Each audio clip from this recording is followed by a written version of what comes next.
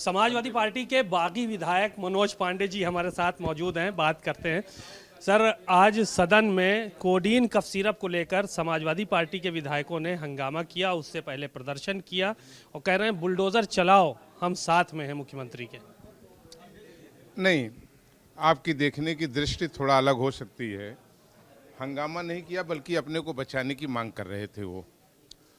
और प्रदेश सरकार ने और उत्तर प्रदेश के माननीय मुख्यमंत्री जी ने बहुत पहले ये स्पष्ट कर दिया, प्रदेश में कोई जरायम होगा, कोई अपराध होगा और कोई इस तरीके की घटनाएं होंगी, उत्तर प्रदेश सरकार किसी को भी बचाने नहीं जा रही है और उल्टे उनके विरुद्ध कड़ी कार्रवाई होगी।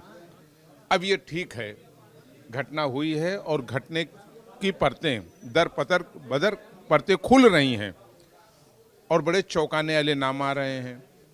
और ये सही है कि आप देखते जाइए, जब SIT जांच कर रही है, ED भी उसमें इन्वॉल्व है, तो बहुत सारे लोगों के चेहरे बेनकाब होंगे जो कहते कुछ और हैं और करते कुछ और हैं।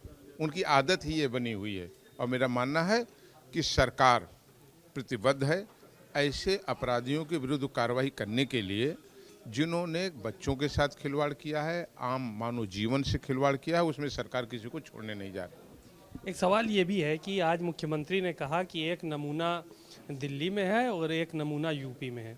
उसके बाद अखिलेश जी ने ट्वीट किया, कहा कि डबल इंजन की लड़ाई अब आ गई, समझ में आ रहा है मुख्यमंत्री के बयान से कि कौन नमूना है, क्या है। अब देखिए, माननीय मुख्यमंत्री जी ने किस परिप्रेक्ष्य में कहा है, मैं इस पर कोई टिप्पणी नहीं करना चाहता हूं, लेकिन नमूना लोकतंत्र में जनता तय करती है, व्यक्ति नहीं तय करता, जनता तय करती है। और जनता ने देश के हुए कई राज्यों के चुनाव में ये बताया है कि नमूना कौन है, तो जनता तय कर रही है लगातार नमूना कौन है। ये भी बजट भी आ रहा है अभी, उसको लेकर भी तमाम आरोप लगाए जा रहे हैं भारतीय जनता पार्टी के ऊपर कि खर्च कर नहीं पा रहे हैं और उस नया बजट जो है अनुपूरक पे अनुपूरक आया जा रहा है, विकास हो नहीं रहा है, कुछ बजट आ रहा है।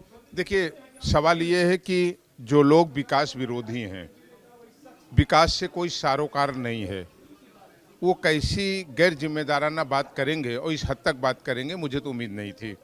अन्नपूरक बजट का आशय यही होता है कि शेष बचे हुए कार्य जिनको पूर्ण करना है, सरकार उसके लिए समय समय पर अनुपूरक बजट लाती है। ये परंपराएं रही हैं, आज से नहीं रही, आज़ादी के बाद से रही हैं। अब सवाल ये है कि अगर कोई विकास कार्य बचा हुआ है तो सरकार उसके लिए अनुपूरक बजट लाएगी और उस कार्यों को उत्तर प्रदेश की 25 करोड़ जनता के हित में उसे पूरा कराने का काम करेगी। चलिए, धन्यवाद सर। भाजपा, हाँ, एक सवाल था, भारतीय जनता पार्टी औपचारिक रूप से कब ज्वाइन कर रहा है? इसे तो ज्वाइन कर चुके हैं।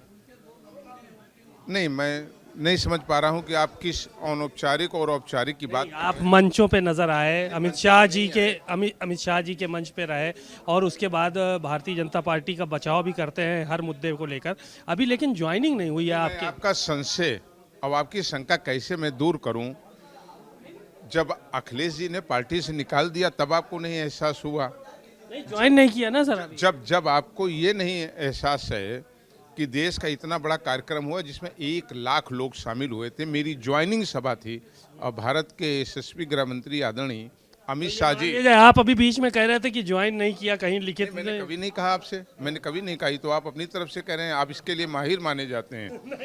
नहीं, इसके लिए आप माहिर माने जाते हैं और ये पूरा देश जानता है, पूरा देश जानता है कि मैं आज से 2 साल पहले भारतीय जनता पार्टी ज्वाइन कर चुका हूं। चलिए, शुक्रिया बहुत बहुत। 2 साल पहले भारतीय जनता पार्टी में मनोज पांडे ज्वाइन कर चुके हैं। जो मंच था वो ज्वाइनिंग का ही मंच था, हालांकि वो अभी भी समाजवादी पार्टी से विधायक हैं।